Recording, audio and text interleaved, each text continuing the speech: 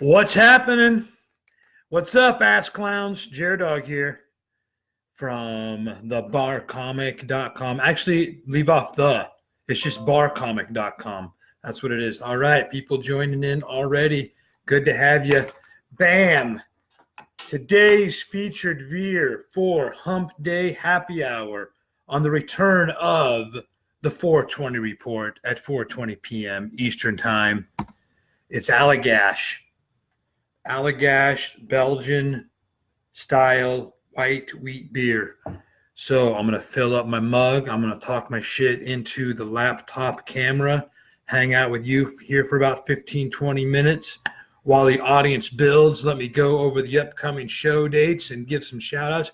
Hey, Emma, Anthony, Jason is here. Cheryl is here. Melissa is here. Cheers, guys. Thank you for joining me today, Wednesday, October 24th, 4:20 p.m. Get out of here, fly. It's the 420 Reports, Hump Day Happy Hour with your good pal, Jeremy Jer-dog Danley. This weekend, this Friday night, I've got a show in Sanford, Michigan. That's at Northern Lanes, Sanford, Michigan. Hey, Melissa, here. Cheers. Hit the share button if you don't mind, and leave me some questions and some comments. And I like to just wrap off of whatever y'all throw at me, do the improvisational style presentation just like I do when I'm doing my 90-minute one-man show at nightclubs, taverns, neighborhood bars all across the country.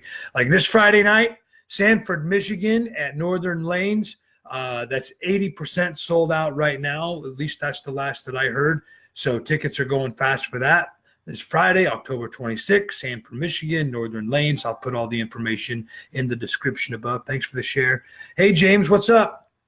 And then this Saturday night, I will be in Vassar, Michigan at the Vassar's Eagles Club, and tickets are going fast for that one as well.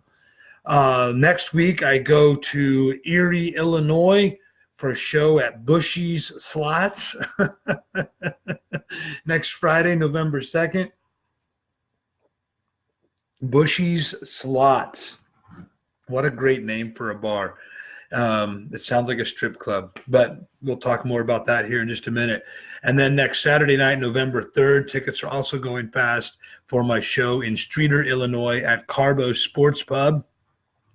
So make sure you hit up Callie and the crew there, and I will see you there. All of my Illinois fans, friends, followers, if there are any out there watching right now. Cheryl's on here. She's from Illinois. I don't know how close that is to Streator, though. Woodson. I think that's a couple hours at least.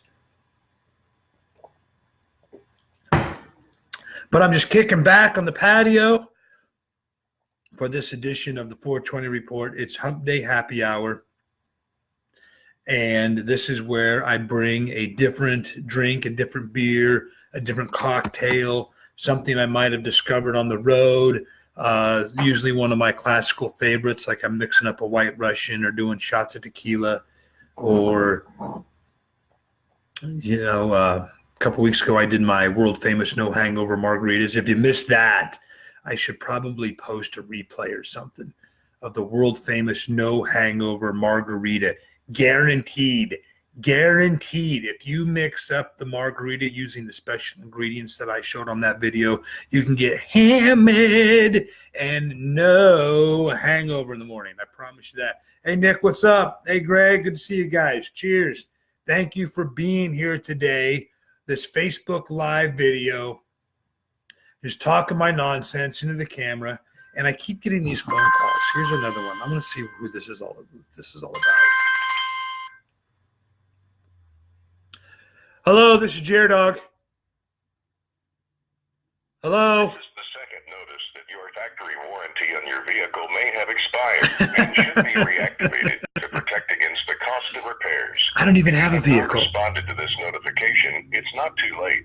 Please don't make the mistake of driving without a warranty. Yeah, the car had like 300,000 fucking miles on it.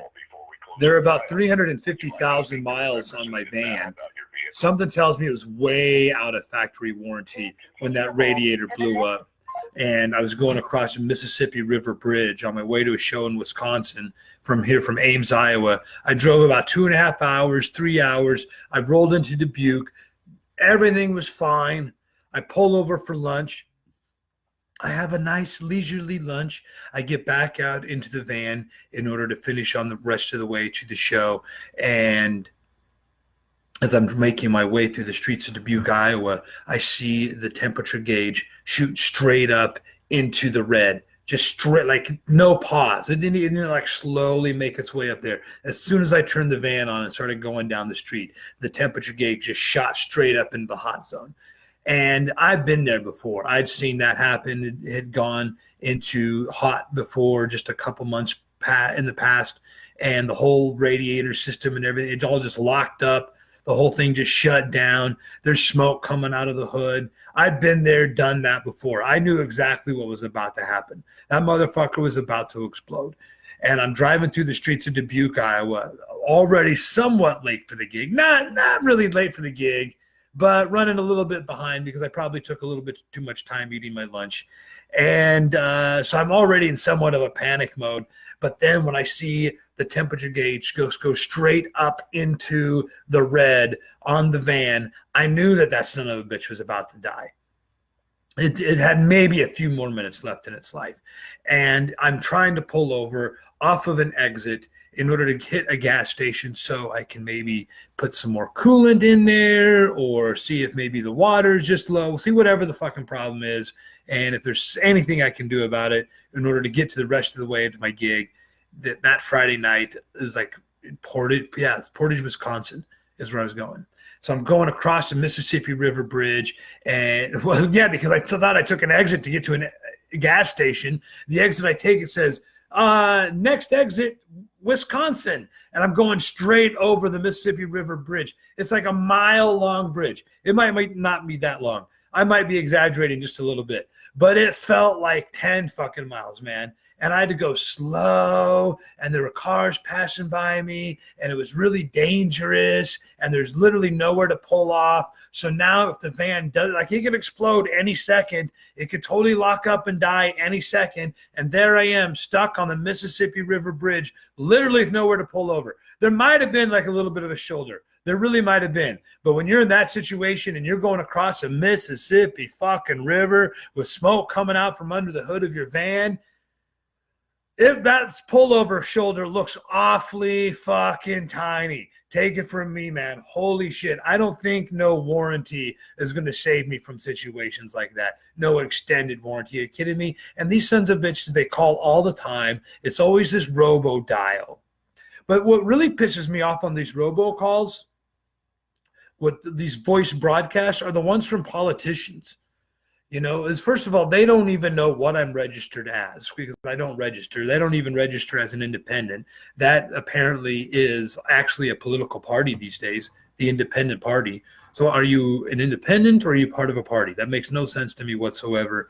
But I just go straight non-affiliated, you know. So I'm not a Democrat. I'm not registered as Republican. I'm not registered as Libertarian. I'm not registered as Green Party. I'm not, just nothing, just complete non-affiliated. And so, which I think might be a mistake because I get calls from both sides, from anybody running from anything, up from fucking President Donald Trump calling me because they had some rally that was going to be nearby, all the way down to like the fucking dog catcher of Story County, Iowa is calling me up in order to secure my vote in the upcoming election. Here's what pisses me off the most about that, is that there are all kinds of rules and regulations about using the voice broadcast feature in order to do your marketing and promotion for different kinds of things.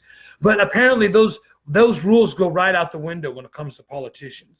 You know, like there's a certain amount of email rules that you have to follow. There's, if you send out an email to say, I have like an email list. So if you go to barcomic.com, you can get a copy of my CD for free. You put in your email address, you put in your shipping address, and you get my CD for free, right? Okay, go to barcomic.com. You can get my CD for free. It's got my best prank phone calls, best radio bits, my craziest heckler battles. I recorded all that stuff and put it on one compilation disc, totally baked. Go to barcomic.com as soon as this video is wrapped up, and you get my CD for free. Well, you put your email in there, and then I will also send you a series of some of my best heckler battles that I had recorded on video. So you get the YouTube link as well. It's all entertainment. It's all just for fun. It's just to give you a laugh, to break up your day a little bit. I know you work hard, you play hard. Everybody needs more laughs these days. And I try to stay off the political tirades like most people do on Facebook. They get off on these political rants and they wind up alienating half their friends and family because they completely insult the other side of the fucking issue. I get it. Maybe you're one of those types. I tend to be sarcastic and I tend to get rude with people as well when I'm having a disagreement with them. You know, I try to tend to resort for the smart ass remark or the thing that I think is going to get a laugh. But I'm also a fucking comedian. That's kind of the whole deal. And quite frankly, I don't do too much political humor anyway. I don't know that much about it. It doesn't really mean that much to me. What I have to say, I'm just a jackass drinking beers on my patio talking shit into a laptop camera. I'm just a guy that gets on stage and screams curse words at alcoholics on the weekends. Who the fuck am I to have a voice really about anything? You know, other than this one issue, which is that the fucking politicians don't have to obey by the same goddamn rules and laws and regulations when it comes to doing these telemarketing calls. And like, say someone like me, like let's say I wanted to put out a whole bunch of emails about an upcoming show that I have to follow the rules very specifically. If someone goes to barcomic.com and they put in their email and their address and they get a copy of my CD for free, which by the way, you can do that. You can get a copy of Totally Baked, totally free. Just put in your email and your address, and I send it out there because I want my humor out there. You know, I'm not worried about making the profit on the fucking thing. I've already did that. Now I just want to spread the word as much as possible and spread the laughs as much as possible and get the jer-dog name out there so that way more people come to the shows and they know what I'm all about, right? You can burn copies of the CD. You get free downloads of it immediately as soon as you put in your name and email. But if the very next day you send me an email back and says, jer-dog, don't send me any more emails. You hit it's called hitting the unsubscribe button. If you unsubscribe from that shit, by law, I have to stop sending you any emails. You know, people don't want to get harassed. It makes sense. But apparently these politicians don't have to go by those fucking laws, or maybe they're supposed to, but they also, because they wrote the damn laws, they know all the little nooks and crannies and ways to manipulate themselves through that. You know, they're like water. They can find their way through all the fucking cracks and crevices in order to reach the goal, which is getting your vote. Well, they do the same thing with these automatic dial-up calls. You know, let's say that would be a fun thing for me to do. If I could get everybody's phone number in the area, or everybody's phone number who might be a regular at that bar, or everybody in that town who might be interested in going to see a stand-up comedy show, and I could send them a recording of, let's say, 5 minutes of my act, which would just be for free. I'm not trying to get your vote in order to change policy. My kid's home now. Hey, Kool-Aid Man. How are you, man? Let's see. Kool-Aid Man says, on a road trip up in Wisconsin. Oh, very cool, dude. Well, I'm not sure when I'm going to Wisconsin next. I know I've got a few things on the books coming up. But what I do know is I am coming to your neck of the woods actually this weekend, dude. I'm going to be in Michigan this weekend. This Friday night, October 26th, I'll be in Sanford, Michigan at Northern Lanes. This Saturday night, October 27th, I'll be in Vassar, Michigan at the Vassar's Eagles Club. Matt says, see you 26th of January in Wisco at Kayla's. Yeah, hell yeah, that's one of the places. Saturday, January 26th.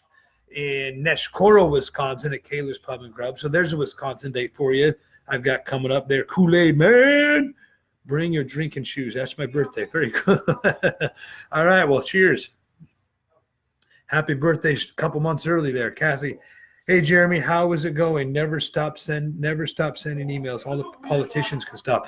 Well, that's my point exactly. Thank you, Kathy. I do it just for entertainment value only. I'm not out there trying to indoctrinate anybody into a certain way of thinking. I'm not trying to get your vote in order to enact policy and rules and regulations against people. We've already got enough of that shit.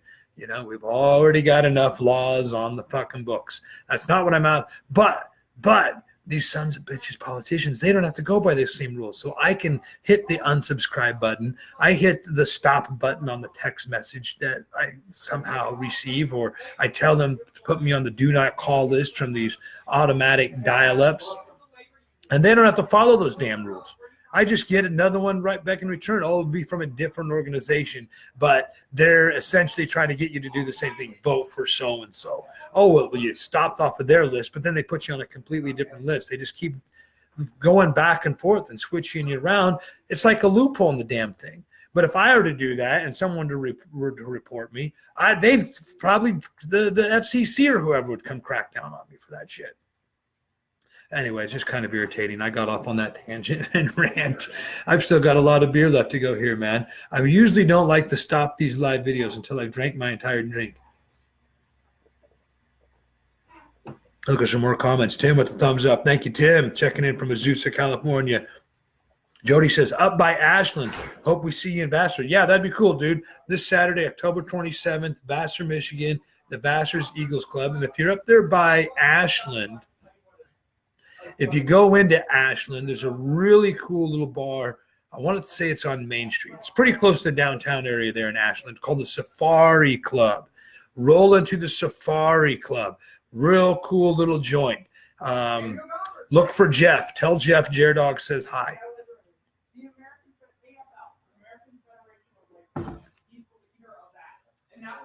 My kid's just getting home, pulling his bikes into the garage, yakking it up with his friend.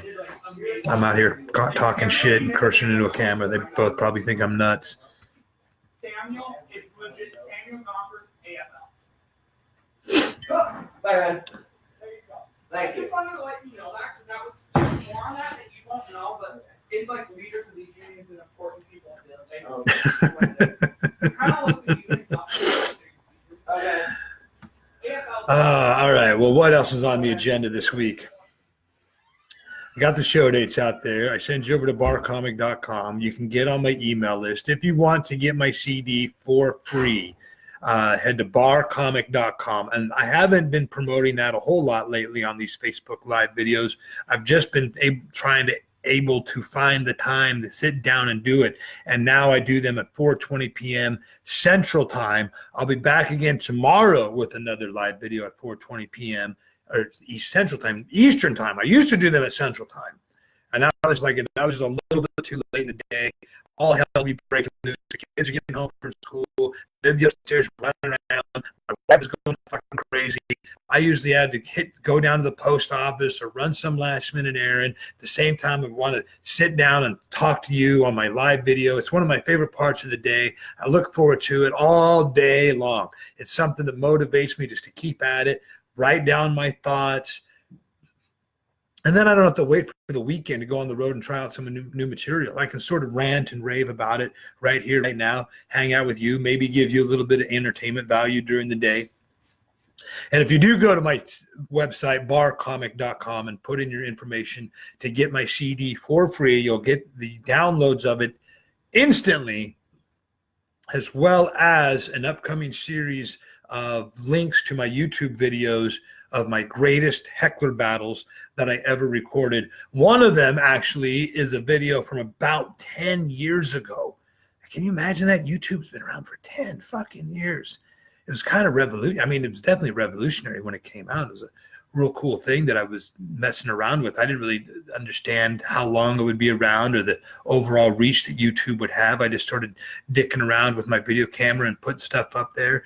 But now, man, it's stuck around. It's really cool. I freaking love that we're able to have zero barrier of entry into the media. It used to be, in order to do stand-up comedy and reach your fans and friends outside of just doing live shows, you had to get famous. You had to live in New York or LA, and you had to get on a TV show. You had to get on a radio show and be on every single day, every single week. That's why I did Wake and Bake back in the day out of 104.9 Rockford, Illinois. And those are some of the best bits. Some of the best bits from that show, Wake and Bake, that I did every Wednesday morning, those are on my CD, Totally Baked, when you go over there. But you also get my best heckler battles that I put up over the years. One of them, like I was saying, is from 10 years ago.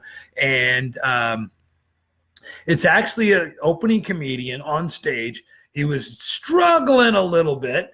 He was the local guy that won the amateur contest, and part of the prize was he got to open up for Gallagher. So I was like the actual featured act doing 25 minutes before Gallagher was going to come on stage and do his 90-minute set. So I get up there, and that's always a tough spot to be in anyway, when you're the opening act for the famous guy that everybody spent $20, $25, $30 a ticket for. I'm that guy now.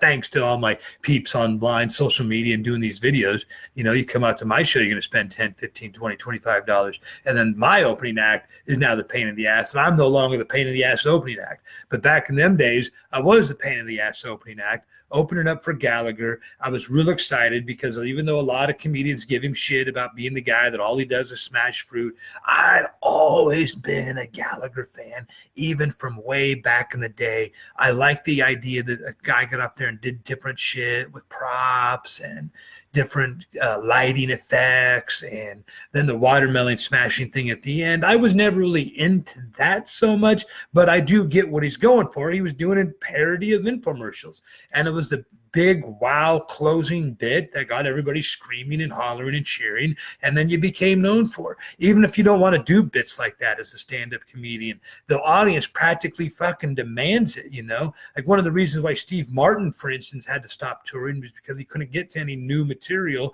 The audience would just constantly screaming out his lines from his old material, wanting him to do, hey, do King Tut, do Happy Feet, do whatever. He couldn't get through anything new because the audience just wanted to see the old. That was one of the flip-flops. Most comedians, that's not how it is. Most comedians, the audience just wants to see all new stuff. They don't want to hear any of the old jokes. But there are very few guys out there like Steve Martin, like Gallagher, like Andy Kaufman back in the day. Hell, even like the blue-collar guys. Like I've heard Ron White talking about this in an interview one time, where people yell out and demand to hear the stories that they heard before, because they're that much of a fan of it. That's when you know you really got some good comedy working for you, when people want to hear the jokes that they'd heard before. But so I was a Gallagher fan for way back in the day. I was excited to be working with him, even though a lot of comedians give him shit for just being the guy that smashes watermelons. I was super pumped. And there's this guy that gets on stage, and he's like the local guy. He won the amateur contest. The prize was to open up with the Gallagher show with 5 minutes of material. And he gets on stage and just starts to tank. Just absolutely. I mean, he's just eating the big fucking wheel of cheese. And Gallagher comes up out of nowhere from the wings and grabs the microphone and goes, dude, you lost him. And the crowd is like, oh, you know, and I was in the back going, whoa, what is this? This is going to be hilarious, right? And they proceeded for like another 20 minutes between Gallagher and this local amateur just sort of going back and forth, where Gallagher was giving him tips on what you needed to do to win the crowd over. And quite frankly, he was right. Like, it was probably pretty embarrassing for that fucking guy. And there's a lot of argument. If you look at the comments on that YouTube video, there's a lot of argument about whether Gallagher did the right thing or not. You know, whether he's a douchebag for getting up there and completely embarrassing the guy when he was tanking in front of the crowd. But the fact of the matter was, he was tanking.